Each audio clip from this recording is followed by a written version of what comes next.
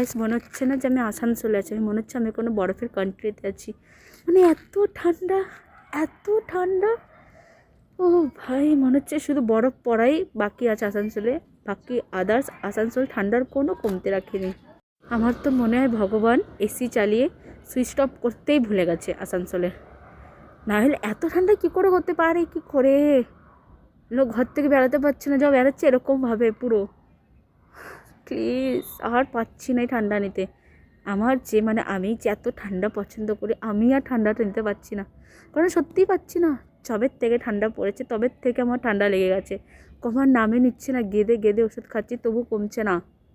এবার আমি কি করব? প্লিজ এই ভগবান এসি সুইচ অফ করো, আর হচ্ছে না আমাদের দ্বারা। মানে এত ঠান্ডা যে হাত পাগুলো সিন হয়ে যাচ্ছে, কোনো কাজ করছে না হাত পা। এই হাতটা যে বার করে এতক্ষণ পকেটে হাতটা ছিল, যে ভিডিও বার করার জন্য হাতটা বার করেছি, হাতগুলো সিন হয়ে গেছে। মুখের থেকে কথা বলতে পারছি না, ভালো করে সাজিয়ে কথা বলতে পারছি না ঠান্ডার চোটে। আর নিতে পারছি না। আমার মতন কার কারে ফিল হচ্ছে তারা কমেন্টে জানাও। দেখো বলা যাচ্ছে না কথা। যাদের আমার মতো আসানসোলে এরকম ফিল হচ্ছে তারা কমেন্টে জানাও এই ভিডিওটা।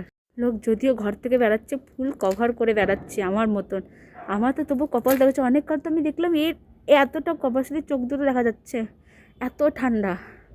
আমি পুরো কপাল ঢাকতে পারি না, আমার প্রবলেম হয়, কিন্তু আদার্স সবার হয়তো হয় না, সবাই পুরো ঢেকে বেরোচ্ছে ফুল বডি কভার। আমি আজকে 3টে সোয়েটার পরেছি, মানে ভেতরে একটা পরেছি, তার ভেতর আর একটা পরেছি, তারপর আর এক টপ, তারপরে এই যে আমার জ্যাকেট, জিন্সের জ্যাকেট। তবু ঠান্ডা মানাচ্ছে না, গলায় স্কার্ফ, ভেতরে একটা স্কার্ফ, ফির আর একটা কান করে, তবু ঠান্ডা মানাচ্ছে না গাইস, মানাচ্ছে না কিছুতেই ঠান্ডা, কিচ্ছু না।